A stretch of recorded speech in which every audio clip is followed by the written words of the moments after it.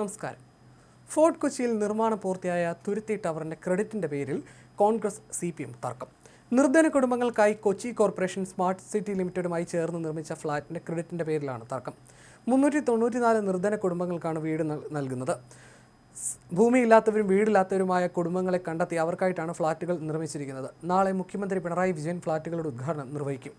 ഈ പദ്ധതി CPM തങ്ങളുടെ പദ്ധതിയാക്കി അവതരിപ്പിച്ചിരുന്നു. സൈബർ പേജുകളിൽ ഉൾപ്പെടെ അത്തരം പ്രചാരണം നടന്നിരുന്നു.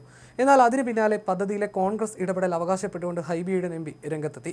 ഹൈബിയുടെ കുറിപ്പ് ഇങ്ങനെ: ആഗോള വിരുന്നുകാർ നാട്ടിലെത്തുമ്പോൾ ചേരികൾ തുണികെട്ടി മറിക്കുന്ന ഒരു സർക്കാർ രാജ്യം ഭരിക്കുന്ന ഒരു കാലഘട്ടത്തിൽ ചേരിരഹിത ഇന്ത്യ ലക്ഷ്യം വെച്ച് രാജീവ് ആവാസ് യോജന എന്ന പദ്ധതി ആരംഭിച്ച ഇന്ത്യൻ നാഷണൽ കോൺഗ്രസ് നേതൃത്വം കൊടുത്ത ഒരു സർക്കാർ നമ്മുടെ രാജ്യത്തുണ്ടായിരുന്നു എന്നതിൻ്റെ ഓർമ്മപ്പെടുത്തൽ കൂടിയാണ് കൊച്ചി തുരുത്തിയിലെ ഫ്ളാറ്റ് സമുച്ചയം. ഫ്ളാറ്റ് നിർമ്മാണത്തിന്റെ ആദ്യ അവസാനം പ്രവർത്തിച്ച കൊച്ചി നഗരസഭയുടെ എല്ലാ ഭരണസമിതികളും അഭിനന്ദനം അർഹിക്കുന്നു. എന്നിരുന്നാലും ഇത്തരത്തിലൊരു പദ്ധതി അനുവദിച്ചു കിട്ടാനുണ്ടായ സാഹചര്യങ്ങൾ ഈ അവസരത്തിൽ പ്രത്യേകം ഓർമ്മപ്പെടുത്തേണ്ടത് കാലഘട്ടത്തിന്റെ ആവശ്യമാണ്. 2013 രണ്ടാം UPA സർക്കാരിന്റെ അവസാന കാലഘട്ടത്തിൽ അന്ന് മേയറായിരുന്ന ശ്രീ ടോണി ചമ്മണിയുടെ നേതൃത്വത്തിലുള്ള UDF ഭരണസമിതിയാണ് ഇത്തരത്തിലൊരു പദ്ധതി വിഭാവനം ചെയ്യുന്നത്. 2013 ഡിസംബറിൽ നടന്ന സെൻട്രൽ സാങ്ഷനിങ് ആൻഡ് മോണിറ്ററിംഗ് കമ്മിറ്റിയാണ് പദ്ധതി കേന്ദ്രം അംഗീകരിക്കുന്നത്. അതിന്റെ അവസാനഘട്ട നടപടികൾക്ക് വേണ്ടി ശ്രീ ടോണി ചമ്മണി നേരിട്ട് ഡൽഹിയിലെത്തിയത് ഇന്നും ഓർക്കുന്നു. കേന്ദ്രം അനുവദിച്ച 3.73 കോടി രൂപ, സംസ്ഥാന സർക്കാർ അനുവദിച്ച 5.18 കോടി രൂപ, കേന്ദ്രാവിഷ്കൃത പദ്ധതിയായ PMAYയിൽ ഉൾപ്പെടുത്തി ലഭിച്ച 5.30 കോടി രൂപ, കൊച്ചി നഗരസഭയുടെ 3.07 കോടി രൂപ, കേന്ദ്ര സംസ്ഥാന വിഹിതത്തിൽ നിന്ന് തിരിച്ചുപിടിക്കേണ്ട നഗരസഭാ ഫണ്ട് 4.27 കോടി രൂപ എന്നിവ ഉപയോഗിച്ചാണ് ശ്രീമതി സൗമിനി ജെയിൻ മേയറായിരുന്ന 12/3/2017 നിർമ്മാണം ആരംഭിക്കുന്നത്. എസ്റ്റിമേറ്റ് തുക ഇരട്ടിയോളം വർദ്ധിച്ചതിനെ തുടർന്ന് പ്രതിസന്ധികളുടെ നൂലാമാലകൾക്കിടയിലൂടെ പദ്ധതി മുന്നോട്ട് പോകാൻ കഴിയാത്ത സാഹചര്യമുണ്ടായി. ആ സാഹചര്യത്തിലാണ് കേന്ദ്രാവിഷ്കൃത പദ്ധതിയായ സ്മാർട്ട് സിറ്റി മിഷൻ രണ്ടാമത്തെ ടവറിന്റെ നിർമ്മാണം ഏറ്റെടുക്കുന്നത്. ഈ തീരുമാനങ്ങളെല്ലാം UDF ഭരണസമിതിയുടേതായിരുന്നു. തുടർന്ന് ആദ്യ ടവറിന്റെ നിർമ്മാണത്തിന് CSML 21 കോടി രൂപ കൂടി അനുവദിച്ചു. രണ്ടാമത്തെ ടവറിന്റെ നിർമ്മാണത്തിന് CSML 44.01 കോടി രൂപയാണ് അനുവദിച്ചത്.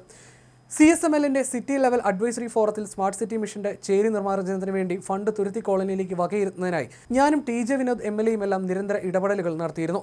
ഇന്നത്തെ മേയർ അഡ്വക്കേറ്റ് M അനിൽകുമാർ ചുമതലയേൽക്കുന്ന സമയത്ത് ആദ്യ ടവറിന്റെ 2 നിലകൾ നിർമ്മാണം പൂർത്തിയായിട്ടുണ്ടായിരുന്നു. മേയറായി ചുമതല ഏറ്റെടുത്ത ഉടൻ തന്നെ 2021 മാർച്ച് മാസം 17-ന് ഇന്നത്തെ മേയർ തന്റെ ഫേസ്ബുക്കിൽ കുറിച്ചതോർക്കുന്നു. ആദ്യ ടവറിന്റെ 2 നിലകൾ പൂർത്തിയായി.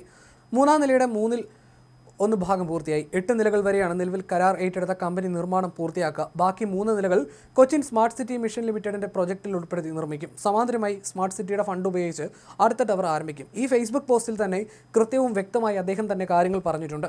UDF കൊച്ചിയിലെ ജനങ്ങൾക്ക് വേണ്ടി കൊണ്ടുവന്ന പദ്ധതി നോക്കി നടത്തുന്നതിൽ ഇന്നത്തെ ഭരണസമിതി ഒരു വലിയ വിജയം തന്നെയായിരുന്നു. അല്പം വൈകിയെങ്കിലും കൊച്ചിയെ സംബന്ധിച്ചിടത്തോളം അഭിമാനകരമായ നിമിഷമാണ്, നേട്ടമാണ്. 394 കുടുംബങ്ങൾക്ക് കൂടൊരുങ്ങുകയാണ്.